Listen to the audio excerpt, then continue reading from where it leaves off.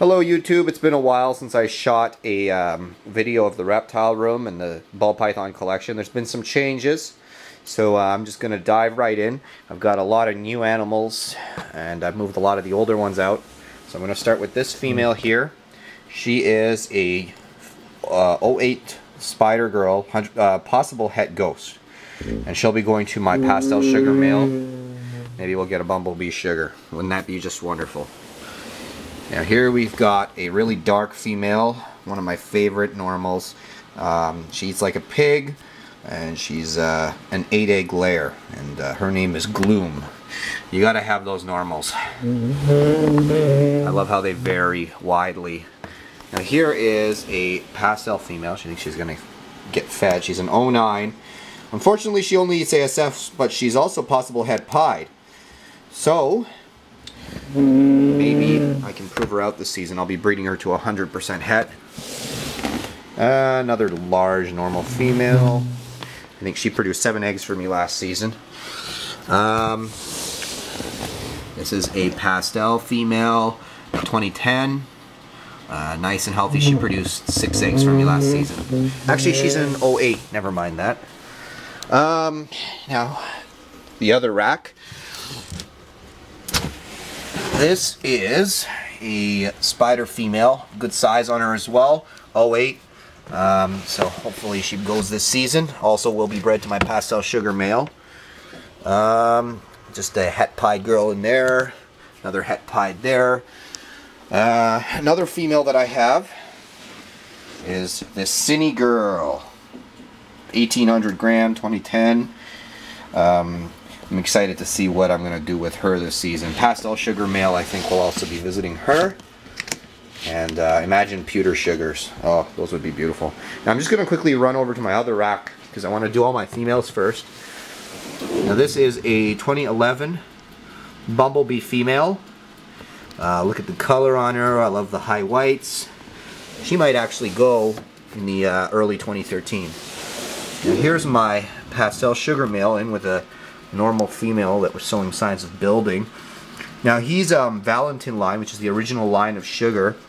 He's a low white, but we all know that low white sugars can produce high whites. So I'm hoping that he produces a lot of holdbacks for me. Here I have a spider, 100% het pied male. He will be visiting some of my possible het pied females. And my 100% het pied females. Now let me go to the hatchlings that I've held back this season. I produced this girl from a possible het pied pastel to a possible het pied pastel, from a pastel possible het pied to a pastel possible het pied, and the result was a bunch of super pastels. She's in shed. She looks like she wants to bite me. It wouldn't be the first time. And yeah. Unfortunately, you can't really see the colors on her because she's in a deep shed right now. But awesome eater, and she's possible het pied. Maybe one of the parents was 100% and the other one was not. So until you breed her, you never know. Another one of my favorites is a 2012 female lesser that I produced last season. She's got an interesting banded pattern. So it would be cool if she could pass that on to the offspring, almost like a Woma-like pattern. So I'm really liking her, nice and clean. I've got another lesser female in there that I'm holding back. Now in here, this guy is a normal, but he's 50% possible het albino and 50% possible het toffee. So he's actually for sale since I've got access to 100% het toffee now. He's a 2012 and I purchased him from Billy at Mutation Creation. So he's a reputable guy. I believe him when he says something is what it is. So if anybody's interested, give me a call. I live in the KW area. Now here's another girl that I produced, 2012 female lesser. She was nice and gold and bright, so I held her back. There she is. She's eating like a pig. She's putting on a lot of size. I'm hoping that she'll definitely go for me 2014. And we've got a 2012 female fire I also produced last season. Nice and bright. I love the gold highlights on her. And her half-sister, again, and also sister to some of the lessers that you just saw. Oh, she's in shed. Nice looking female fire. And what else have we got here? I have got another female fire. This one's a bit darker, but she's got an interesting kind of smeared pattern. Almost like a granite. She looks like she's going into shed. So yeah, this is another holdback girl. It'll be interesting to see how the pattern translates to any offspring she has. All these girls are eating great, so I'm hoping they'll go for me 2014. Now, what I have in here is another treat.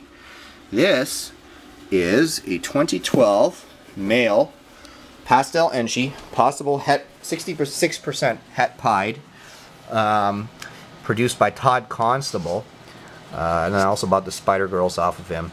I'm very happy with the way this guy's turning out. He's in shed because he's eating so much, and you can still see those gold highlights, that crazy head. So hopefully he goes for me this season. He's putting on a lot of weight. He's about almost 500 grams now.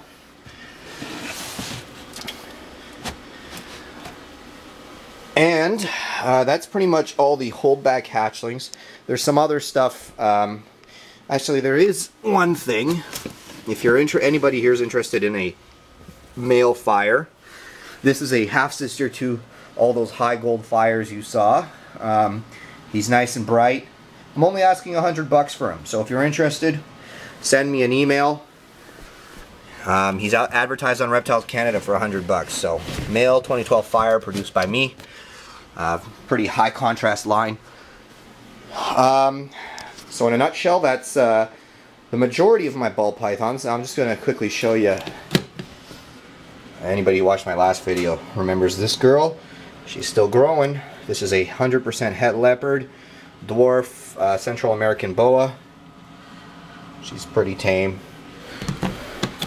And her mate, they've been together for the better part of a year. I have yet to see any matings, but this is her mate, a 100% het leopard male, again dwarf, nice and dark. They're cool pets to have.